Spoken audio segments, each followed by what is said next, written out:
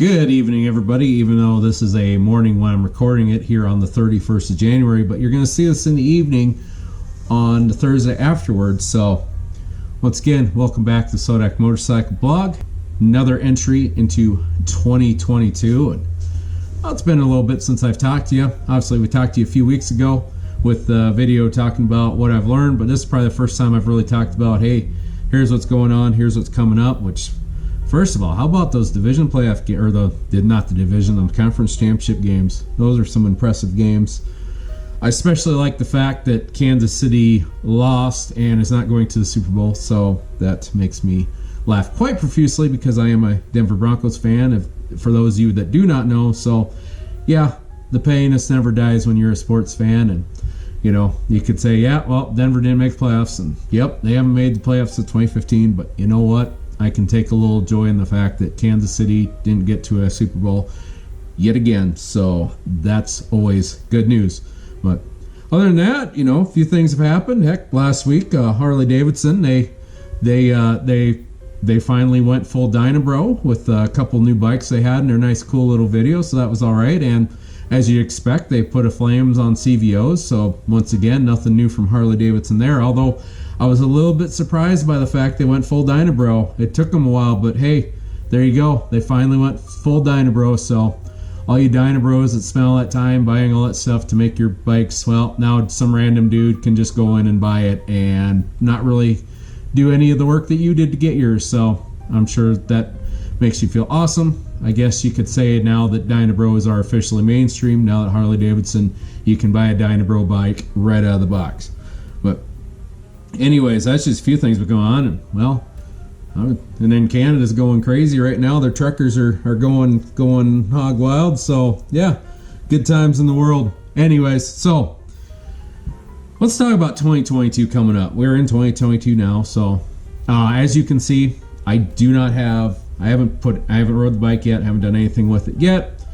It was a nice weekend. I probably could have done something with it, but the tire has got to the point now where I don't want to ride with that front tire. I had to kind of wing it with a spare back tire I had, and well, I was kind of getting every last bit out of that front tire, and I feel like we're at that point now where the front tire, I think it's done. So we got some tires coming from the wing, thanks to my payout of my interest-free savings account that I use through the federal government, aka my tax return. So that money's coming in, so there's gonna be some tires coming out of that. Also, there's gonna be we're gonna do a set of Miko pegs, which if you're not aware of those are basically the pegs that fold up out of the way, and you can push them down when you want to use them. So those are two of the big purchases I got coming up. So be looking forward to a full video review of the install of the Miko pegs and also how I like them. And also, when it comes to the tires, one of the things I'm going to do with the tires is we're starting a new series, and it's going to be called the Rider's Manual of Common Tasks.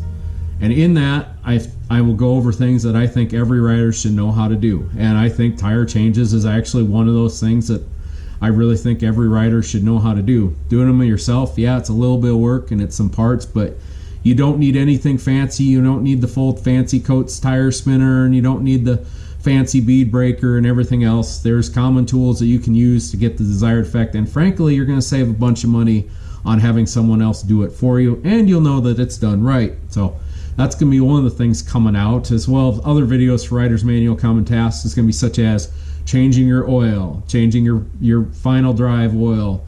If I get a hold of some bikes that have chains, that have a chain, I will want to go over some chain maintenance if I can get a bike that has a chain on it.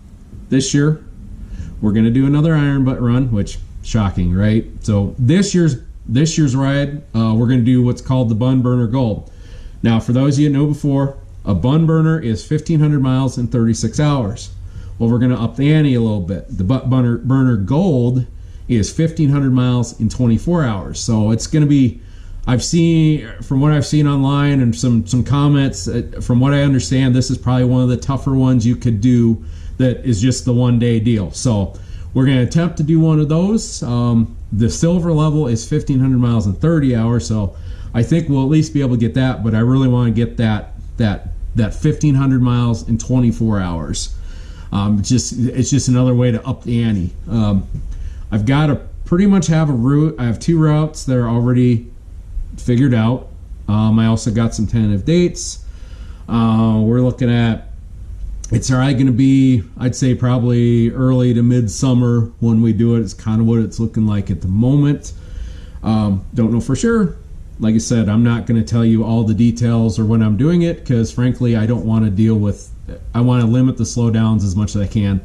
And I know I'm no means popular enough where anybody would recognize me anywhere, but still, I would rather people not know what I'm doing or when I'm doing it. I will give you this much of a clue.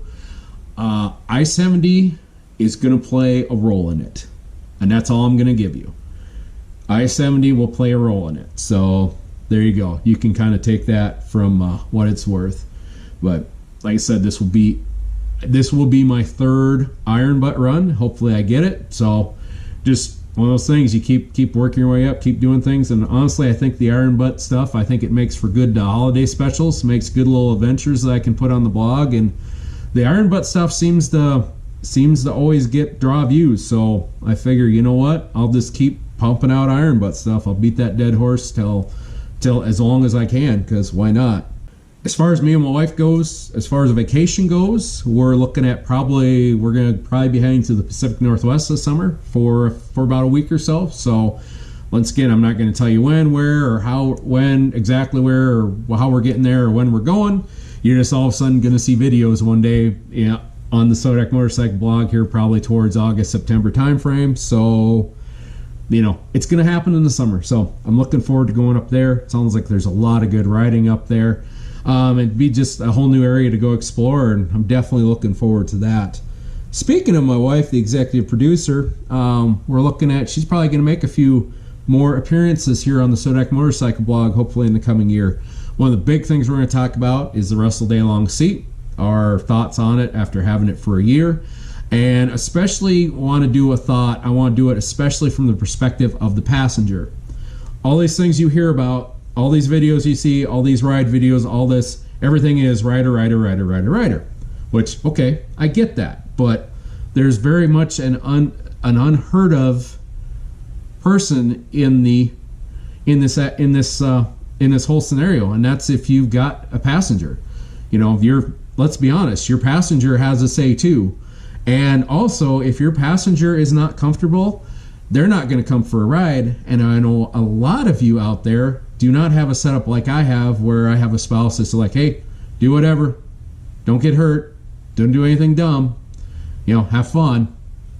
Some of them are like, well, guess what? If the spouse ain't riding, you ain't riding. So I would definitely, especially if you have a spouse that talks about having issues with comfort on a motorcycle, which I guarantee you, at least 75% of you who have spouses that ride or passengers that ride probably complain about how uncomfortable their experience is. Well, we found a new way to solve that comfort issue. It's called the Russell Day Long seat, and we're going to speak about it probably later on this year. I think one more thing I'm probably going to do is we're probably going to do maybe another short camping weekend. I'm thinking probably going to be Yellowstone somewhere. I'll probably try to shoot for maybe the western side of Yellowstone this time, because every time I've ever gone out there, I've always been on the east side. So I'm going to see if maybe I can get to a place that's maybe a little closer to the west side of Yellowstone, or even closer towards, I'd like to even go more towards the Grand Tetons, because I've never really got a chance to really explore the Tetons. I just rode up in there that one time, and I didn't have a lot of time because frankly it was 4.5 hours to there from where I was camping. So I'd like to do a little bit more here coming up this year, so be looking for that as well. Otherwise, I'm just looking for another great and fun year, and I hope it's an awesome one. I hope you enjoy it. I think you will. So we're gonna keep pumping out content because that's what we do. But anyways, that's all I have for now. We'll be talking to you more here in the next coming weeks. Hopefully we get these parts on and this warm weather we've been having kind of stays with us, so maybe we can start doing a lot of riding here, maybe even short, shall I say, maybe March time frame. Maybe we can start doing some decent weekend riding. It's spring in South Dakota. It's always kind of a crapshoot, so we're gonna find out. I'll put it this way: either it's going to stay dry and it's going to be like this all year, or about mid-March we're going to start getting snow nonstop, and in April we're going to be sitting here just dying to go ride 50 miles because it's been snowing nonstop. So like I said, it's always kind of a crapshoot around here, and that's just kind of how it is. But anyways, once again, thanks for stopping by the SoDak Motorcycle Blog, and we'll see you next time. Have a good day.